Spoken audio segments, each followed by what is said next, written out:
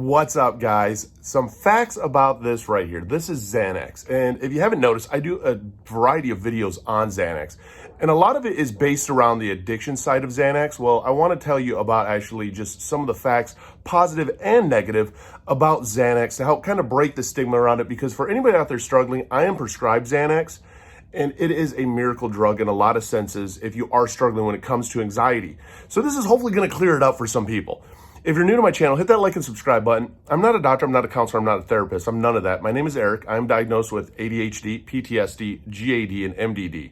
General anxiety disorder is one of my diagnoses, and that's why I'm prescribed this. And it is essentially a toolbox tool that when, it gets a little too real, I take that and it helps me. And it helps me fight through the day. I'm also a recovering cocaine and alcoholic addict. Those were my drugs of choice. And I lost a wife and a father to suicide. Almost lost myself to suicide. So if you're new to the channel, hit that like and subscribe button. If you want to get notified when new videos are uploaded, hit the little bell next to it. And let's do this together. Xanax. Xannies. Lots of stigma and stuff that go actually around this drug. So Xanax, if you didn't know, is a drug that's primarily designed for anxiety. It's not designed for depression. It's not designed for anything else other than anxiety. And what it does is it actually enhances and increases the neurotransmitter GABA. So that's actually what helps you with your anxiety. What it does is it actually slows down your brain, it slows down your central nervous system and brings a calmness to you.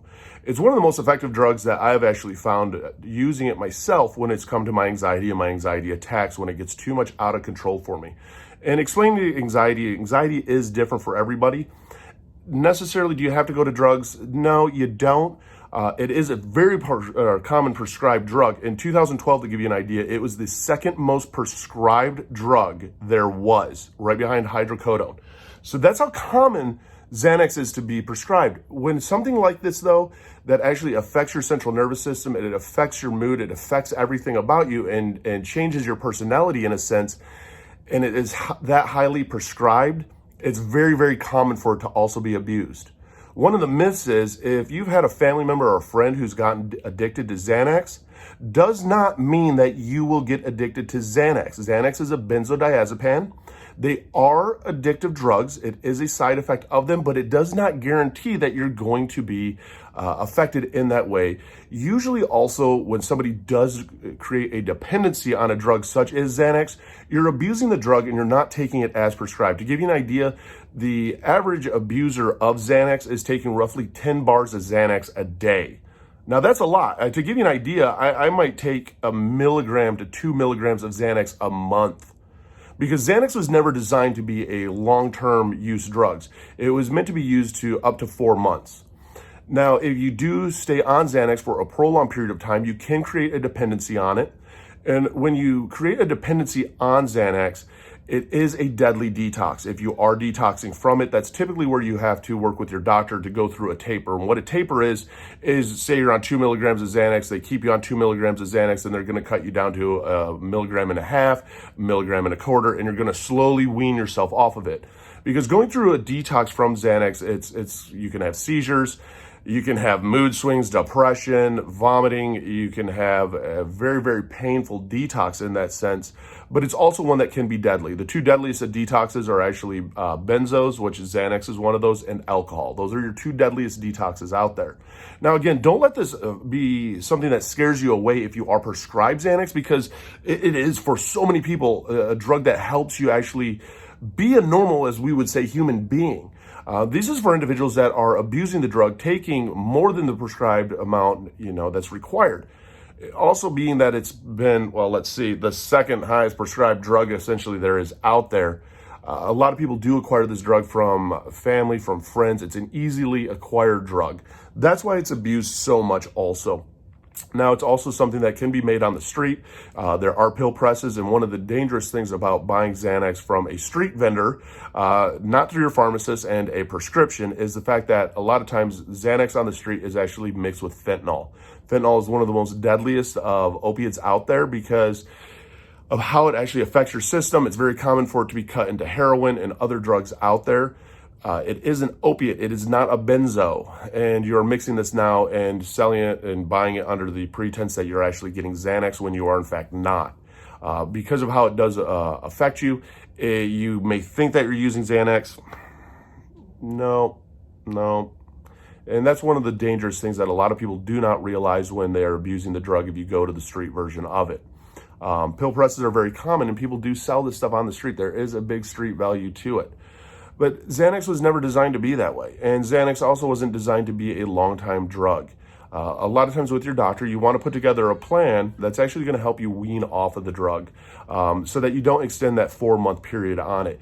Now, also because it's not designed to be used past the 4 months, you can build a dependency on it sooner than that. It is one of those that decreases the odds of being dependent on it, the less that you take it under that 4-month period of time. Now, Xanax itself is not water soluble. So what that means is if you put Xanax into water, it's not necessarily is it going to break down, dissolve. Now it is alcohol soluble. Now alcohol is one of the most commonly mixed things with a benzo and with Xanax. Now Xanax affects your central nervous system just like alcohol does. So the two mixed together is actually one of the deadliest combinations of any kind of drug mixing that you can do. When it comes to how they both affect your central nervous system, it can affect your breathing, how much you're breathing, your heart, it affects it all. And I have actually had friends of mine that I do know that have passed away actually from this combination. One of the things with Xanax is anybody who's abusing it is typically abusing Xanax and another drug at the same time. Now, that's not to say that you can't be prescribed multiple drugs at the same time as using Xanax through a doctor. Again, this is part of trial and error. And in fact, one of the common diagnoses is ADHD with anxiety. Well, guess what? I'm prescribed Adderall, which is a stimulant, and Xanax. They do not actually fully cancel each other out, and it is a common script to have both of them wrote for you to be actually taking both of these at the same time. Typically, when you are taking a drug like Adderall, you are prescribed an antidepressant at the same time.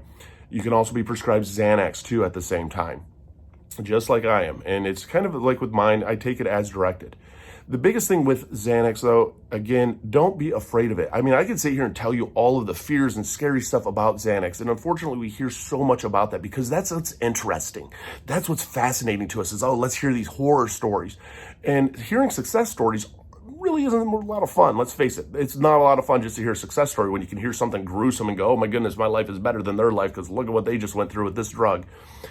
It has helped just a tremendous amount of people out there. Benzos are very, very common, and it's something that does help people with anxiety. If you've never struggled with anxiety, you may not understand, and that is okay. But the judgment upon the drug, though, is actually up there. There is a large stigma around Xanax, and a lot of it has to come from just the negative side of it and not hearing the beneficial sides and stories of people who have now been able to leave their house, who are able to live a productive life thanks to the medication.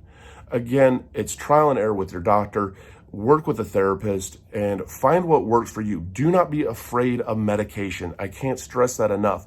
It's not as a necessity in some cases, but in some cases it may be a necessity to help function as high level as we can.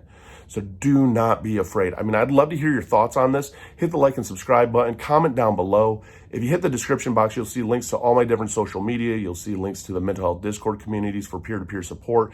You'll even see links to things on Amazon like fidget cubes, fidget spinners, things that I use to help with my anxiety, even my depression.